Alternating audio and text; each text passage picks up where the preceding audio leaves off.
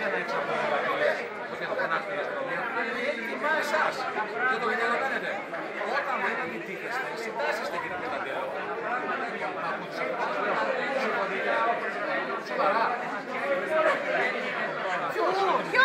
Ποιος? Ο πρόεδρος της ο οποίος λέει θα μας πάρετε κεφάλαια. Πιο ευγενικά μπορούσα να το πω. Πιο ευγενικά. Και μίλα για γενέστατα. Ας ξεκινήσουμε. Στον πρόεδρο των εργαζομένων. Συμφωνώ.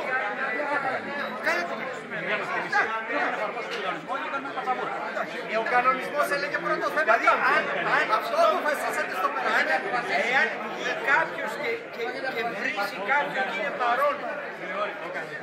Να μην κάνουμε και διάλογο. Διάλογο είναι να φύγει.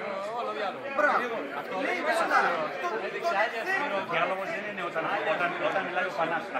Όταν μιλάει ο Πανάστα και παρεμβαίνουν να ακούγεται λέει κάτι το οποίο είναι βάσιμο. Αυτό είναι ο διάλογος. Είμαι εγώ ανάγωγος και το διακόπτω. Οπότε έπρεπε να φέρει ανάγωγα και ο πρόεδρος